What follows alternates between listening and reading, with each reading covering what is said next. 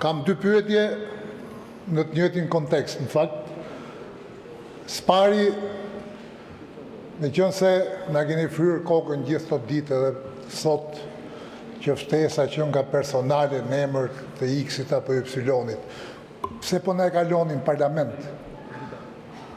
Ftesa kur është personali i përgjigjet personi që duhet ishte sot në Davos duke firmosur si tjerët. Dhe e dyta, me qënë se e keni sjellë në parlament dhe do votohet, e keni sjellë me emër. Përfaqësuesi është filani. Po sigur ky filani të thyej qafën në gjithë kuptimin e fjalës, parsor të fjalës, e theu qafën filani. Kush do ta përfaqësoj? Zoti Paloka, ju lutem kontrolloni fjalorin. Ço të kontrolloj? Ore bie thyen qafën tjetri. Çka ka për të kontrollu këtu? Ku është gjëja për të kontrolluar? Bie del aty, shkel një bajgë dhe thyen qafën. Konkludoni. Çfarë ndodh me këtë marrëveshje? Jemi më në pjesë e këtij bordi apo jo? Këto janë pyetjet. Zoti Bardhi, pyetje. Më pas zoti Gjekmarka dhe zoti Kapri. Faleminderit, zoti... Më falni, zoti Shehaj. Faleminderit, zoti kryetar. Siç tregojnë edhe dokumentat që janë vënë në dispozicion deputetëve të Kuvendit të Shqipërisë, në përputhje me kushtetutën dhe ligjin për marrëveshjet ndërkombëtare, me vendimin numër 45 datë 21/1/2026 të Këshillit të Ministrave është bërë miratimi në parim i kësaj marrëveshje. Menjëherë, përmes autorizimit numër 224 fraksion 1, datë 21/1/2026, ashtu siç ne shpjeguam në hyrje të kësaj seance, Presidenti i Republikës, që është i vetmi autoritet që nënshkrua marrëveshje sipas kushtetutës në emër të Republikës Shqipërisë, ka autorizuar Kryeministrin e Republikës që të nënshkruaj marrëveshjen në fjalë të miratuar në parim me vendim të Këshillit Ministrave. Dhe pyetja ime konsiston, a e ka nënshkruar marrëveshjen kryeministri, sepse Kuvendi hyn në procedurë miratimi pasi kryeministri të ketë nënshkruar këtë marrëveshje. Në dokumentacionin që ju na keni sjell në Kuvendin e Shqipërisë, nuk rezulton që kryeministri ta ketë nënshkruar marrëveshjen. Marrëveshjen e ka nënshkruar Vjosa Osmani, presidentja e Republikës Kosovës, sot në Davos me presidentin Trump, dhe e ka nënshkruar edhe vendet themeluese, sot në Davos, në prezencë të presidentit Trump. A mund ta dim pse kryeministri i Republikës Shqipërisë është sot këtu dhe nuk është në Davos për të nënshkruar marrëveshjen me presidentin Trump? Që më pas të mundësi Kuvendit të Shqipërisë që të ratifikonte marrëveshjen e nënshkruar. Dhe ku bazohet procedura që po ndjek ky kuvend? Tani ne e kuptojmë që shkonte do ta nënshkronte se kanë pranuar, por ku bazohet procedura që po ndjekim? Procedura sot që po ndjekim në kushtetut dhe në ligj. Dhe pse Kosova është sot në Davos me iniciuesin e bordit të paqes, pra presidenti Osmani është atje, ndërsa lideri juaj famozi global Edi Rama është sot këtu me Taulantin, me Belindët dhe me shokët e tyre.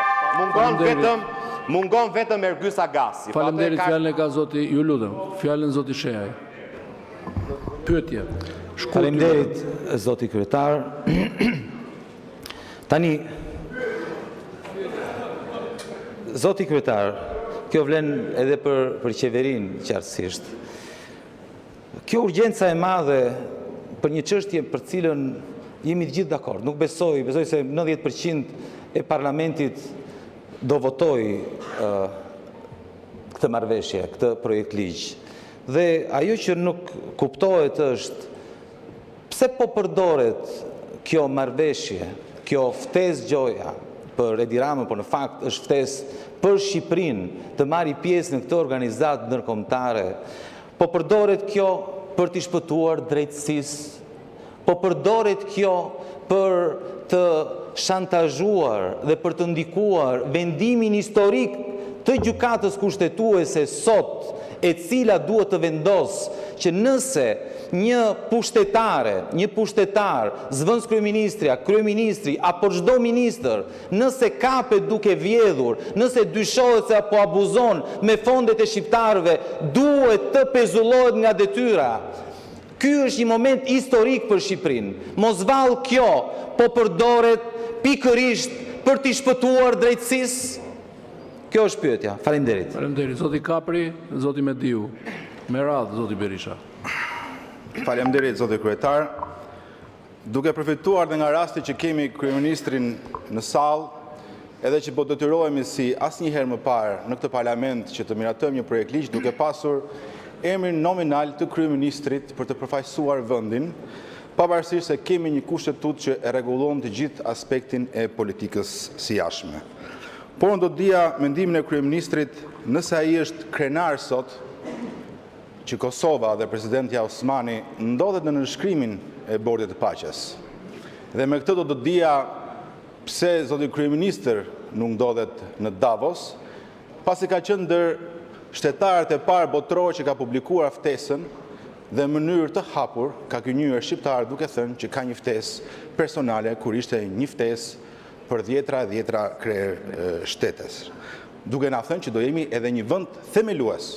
Kështu që të gjithë prisin të ishin në Davos, madje dhe nga përfaqësuesit tuaj politik në të sallë, konkretisht zoti Balla, është thënë që Shqipëria është vendi i vetëm në Ballkanin Perëndimor që ka marrë këtë ftesë. Tani nuk ka pikë diskutimi që ky është një moment historik për Shqipërinë, ku Shtetet e Bashkuara të Amerikës ne na kërkojnë që të jemi antar të kësaj organizate dhe e mirëpresim. I detyrohemi shumë Shtetet e Bashkuara të Amerikës. Por ka dhe një çështje tjetër, zoti kryeministër, e cila meriton një vëmendje. Arsyeja është që sot presidenti Trump tha nga Davos që mes disa liderave që unë kam ftuar, tha ai, ka disa që unë nuk i duroj dot.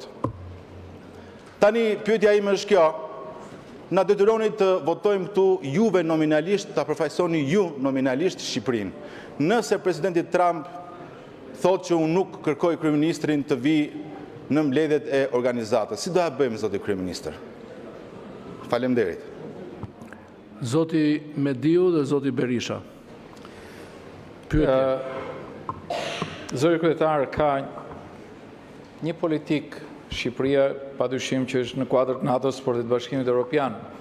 Dhe disa vende të Bashkimit Evropian dhe jashtë Bashkimit Evropian, në mënyrë të veçantë Britania e Madhe sot ka shprehur një shqetësim për një analizë më të thellë në raport me Bordin e Paqes për faktin sepse kjo ftesë është adresuar dhe presidentit të Rusisë Putin, dhe duke parë që ajo çka do të zhvillohet në Gaza mund të krijojë një president më të gjerë, dhe brenda këtij konteksti a ka ndonjë analizë nga qeveria apo ku diun nëse ka një Këshill Sigurisë Kombëtare më Shqipëria se duket që se ka, pikërisht me element të mundshëm të cilët do të thonë në një mënyrë apo në një tjetër mund të efektojnë interesa jo vetëm shqiptarëve në Shqipëri, por edhe interesat shqiptarëve në rajon.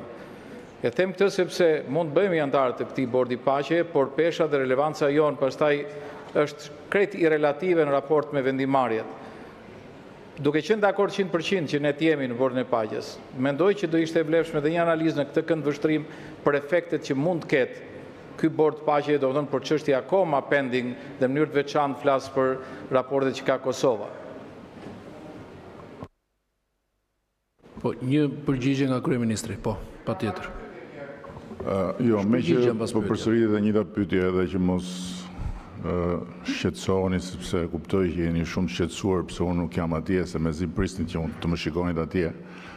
Në fakt unë duhet bëja një zgjedhje midis ti përgjigjesha ftesës së babait apo të mikprisja vajzën këtu në Shqipëri. Edhe zgjodha vajzën.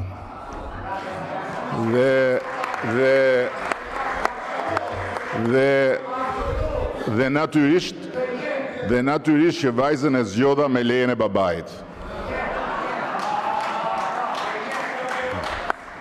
E dyta, duke qenë se zoti Mediu është ura që lidh Amerikën me rrugën e shpresës, unë prisja nga zoti Mediu në fakt që të hidhte poshtë pretendimin e Britanisë dhe të mbante anën e Amerikës, po s'ka problem se nuk shohim ne asnjë arsye për të parë divergjenca të tilla, kështu që zoti Mediu rrini i qetë, analizat i kanë bërë ata që na kanë ftuar dhe ne nuk na ardh akoma koha të analizojmë ata që na ftojnë.